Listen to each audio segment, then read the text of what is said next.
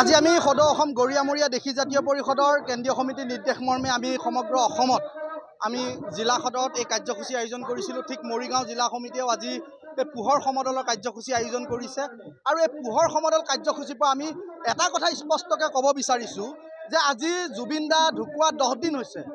আজি 10 দিনত মুখ্যমন্ত্ৰীয়ে কেৱল কথাৰে অসমবাসী ৰাইজক এতিয়ালৈকে সান্তনা দি আছে।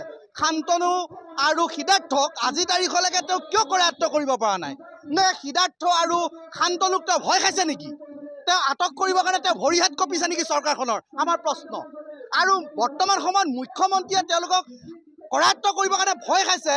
সিদ্ধাৰ্থ আৰু শ্যাম কানুৰ তাত কিবা মুখ্যমন্ত্ৰীৰ ভিতৰুৱা কিবা কথা আছে নেকি, যাৰ ভয়ত তেওঁলোকক আটক কৰিবৰ কাৰণে সাহস কৰা নাই? আমি মুখ্যমন্ত্ৰী ডাঙৰীয়াক কৈছোঁ যে আপুনি অতি শীঘ্ৰে কথাৰে নহয়, আপুনি কামেৰে সিদ্ধাৰ্থ আৰু শ্যাম কানুক আপুনি আটক কৰি দেখুৱাওক। অসমৰ ৰাইজে 10 দিন হৈছে, 10 দিন অসমৰ ৰাইজে কান্দি আছে জুবিন দাৰ কাৰণে। আজি তাৰিখতে শিশুৱে কান্দি আছে, ছাত্ৰ ছাত্ৰীয়ে কান্দি আছে, বৃদ্ধই কান্দি আছে। আজি তাৰিখলৈ কিন্তু মুখ্যমন্ত্ৰীৰ সেই কথা কিন্তু আজি তাৰিখলৈকে বুকুত লগা নাই। আমি মুখ্যমন্ত্ৰীক আহ্বান জনাইছোঁ যে 2 এদিনৰ ভিতৰত কৰায়ত্ব কৰি দেখুৱাওক। আৰু যদি তেওঁ দুই দিনৰ ভিতৰত সিদ্ধাৰ্থ আৰু শ্যাম কানুক যদি কৰায়ত্ব কৰিব নোৱাৰে, তেতিয়াহ'লে কিন্তু মুখ্যমন্ত্ৰীক অসমৰ ৰাইজে বেলেগ এটা পথ লোৱা বুলি কিন্তু সন্দেহ কৰিব। আচলতে পোষ্টমৰ্টেমটোৱে যে এটা সিদ্ধান্ত ল'ব পাৰিব তেনেকুৱা কথা নহয়। আমি সন্দেহ কৰিছোঁ তেওঁক নেগলিজেঞ্চিৰ কাৰণে হত্যা কৰা হৈছে। আৰু তাৰপিছত কিহৰ ছিংগাপুৰত যিহেতু কৰা হৈছে আৰু তাৰপিছত অসমত আকৌ কৰি ৰাইজক কি বিভ্ৰান্তি কৰিব আহিছে?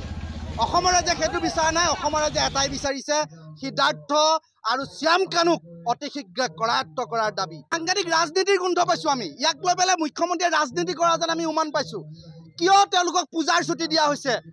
আমাৰ যদি কোনোবা সাধাৰণ মানুহ দোষী হ'লহেঁতেন, তেতিয়াহ'লে মাকক, বাপেকক, ভাই ককায়েকক উঠাই আনি আৰু অসম আৰক্ষীয়ে বৰমতা দেখুৱালেহেঁতেন।